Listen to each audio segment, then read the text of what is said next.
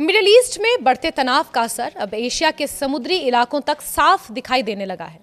हाल ही में एक बड़े घटनाक्रम में अमेरिकी नौसेना ने अंतर्राष्ट्रीय जल क्षेत्र में ईरान के 3 बड़े तेल टैंकरों को रोककर उनके रास्ते बदल दिए हैं।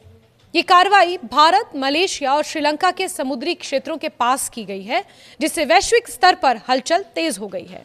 इस घटनाक्रम ने न केवल क्षेत्रीय सुरक्षा बल्कि अंतर्राष्ट्रीय तेल बाजार पर भी गहरा प्रभाव डाला है।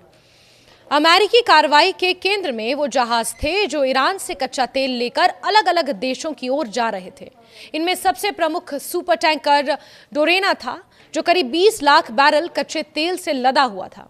ये जहाज दक्षिण भारत के तट के पास देखा गया और अमेरिकी सेंट्रल कमांड ने पुष्टि की कि इसे अमेरिकी नौसेना के एक विध्वंसक युद्धपोत द्वारा एस्कॉर्ट किया जा रहा है।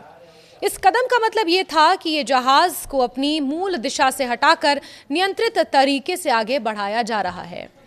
इसी तरह डीप सी नाम का एक और बड़ा टैंकर मलेशिया के तट के पास देखा गया, जिसे अमेरिकी नौसेना ने इंटरसेप्ट कर उसका मार्ग बदल दिया।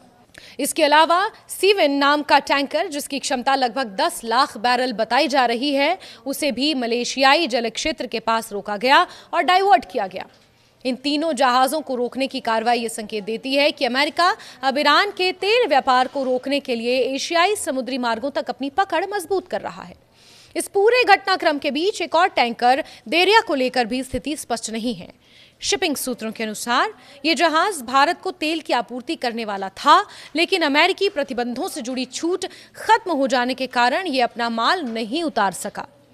इसे आखिरी बार भारत के पश्चिमी तट के पास देखा गया था और आशंका जताई जा रही है कि इसे भी अमेरिकी नियंत्रण में ले लिया गया है। इस स्थिति ने भारत सहित कई देशों के लिए ऊर्जा आपूर्ति को लेकर चिंता बढ़ा दी है। अमेरिकी सेंट्रल कमांड ने जानकारी दी कि जब से ईरान के खिलाफ समुद्री नाकेबंदी शुरू की गई है, तब से अब तक 29 जहाजों 29 शिप्स को या तो वापस लौटने के लिए मजबूर किया गया है या उनके मार्ग बदल दिए गए हैं। ये आंकड़ा इस बात को दर्शाता है कि अमेरिका इस अभियान को बड़े पैमाने पर चला रहा है और उसका उद्देश्य ईरान के तेल निर्यात को पूरी तरह प्रभावित करना है।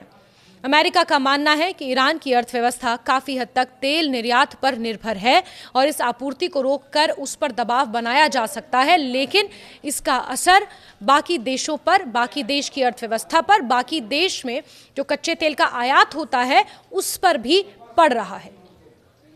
अमेरिका की इस कार्रवाई के पीछे मुख्य कारण ईरान के खिलाफ लागू की गई समुद्री नाकेबंदी है, जिसके तहत अमेरिका उन सभी जहाज़ों पर नजर रख रहा है जो ईरानी तेल लेकर अंतर्राष्ट्रीय बाजारों में पहुंचने की कोशिश कर रहे हैं। अमेरिकी अधिकारियों का कहना है कि यह कदम अंतर्राष्ट्रीय नियमों और सुरक्षा हितों के तहत उठाया जा रहा है ताकि ईरान को उसके आर्थिक और रणनीतिक संसाधनों से वंचित किया जा सके। हालांकि अमेरिका की इस सख्ती का जवाब भी ईरान ने आक्रामक तरीके से दिया है। हाल ही में ईरान ने हॉर्मुज स्ट्रेट से गुजरने वाले जहाज़ों पर फायरिंग की और 2 कंटेनर जहाज़ों को अपने कब्जे में ले लिया। ये स्ट्रेट ऑफ हॉर्मुज दुनिया के सबसे महत्वपूर्ण समुद्री मार्गों में से एक है, जहां वैश्विक तेल और गैस का लगभग 1/5 यानी 1/5 हिस्सा गुजरता है। ऐसे में यहाँ किसी भी प्रकार का तनाव सीधे तौर पर पूरी दुनिया के ऊर्जा बाजार को प्रभावित करता है और अमेरिका की इस नाकेबंदी के बाद ये ऊर्जा बाजार प्रभावित हो भी रहा है। ईरान की इस कार्रवाई से यह स्पष्ट संकेत मिलता है कि वो अमेरिकी दबाव के आगे झुकने को तैयार नहीं है और जवाबी कदम उठाने की रणनीति पर काम कर रहा है। इससे क्षेत्र में सैन्य टकराव का खतरा और बढ़ गया है। अंतर्राष्ट्रीय स्तर पर भी इस स्थिति को लेकर चिंता जाहिर की जा रही है, क्योंकि यदि ये तनाव और बढ़ता है तो इसका असर केवल मिडिल ईस्ट तक सीमित नहीं रहेगा, बल्कि एशिया, यूरोप और अन्य क्षेत्रों तक फैल सकता है। इस पूरे घटनाक्रम का असर वैश्विक तेल बाजार पर भी देखा जा रहा है। तेल की आपूर्ति में संभावित बाधा और समुद्री मार्गों पर बढ़ते खतरे के कारण कीमतों में उतार चढ़ाव शुरू हो चुका है।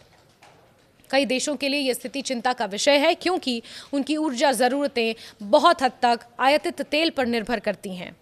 विशेष रूप से भारत जैसे देश जो बड़ी मात्रा में तेल आयात करते हैं, इस तरह की घटनाओं से सीधे प्रभावित होते हैं। अमेरिका और ईरान के बीच ये टकराव केवल सैन्य या राजनीतिक नहीं है, बल्कि आर्थिक भी है।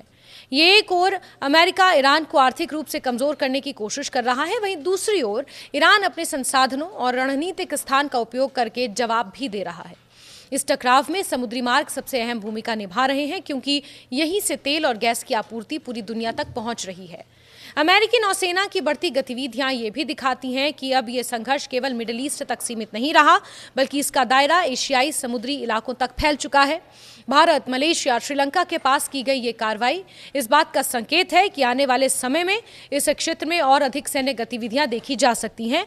खासकर अमेरिका और ईरान की बयानबाजी के बाद ये स्थिति और ज्यादा जटिल हो गई है। स्थिति बेहद संवेदनशील है। एक और अमेरिका अपनी नाकेबंदी को और सख्त करने की दिशा में आगे बढ़ रहा है, वहीं ईरान भी जवाबी कार्रवाई से पीछे नहीं हट रहा और बातचीत की मेज पर तब तक आने को तैयार नहीं है जब तक अमेरिका इस नाकेबंदी को पूरी तरह से हटाने के लिए तैयार नहीं है। अंतर्राष्ट्रीय समुदाय की नजरें इस पूरे घटनाक्रम पर टिकी हैं, क्योंकि इसका सीधा असर वैश्विक शांति, सुरक्षा और अर्थव्यवस्था पर अब पड़ने लगा है।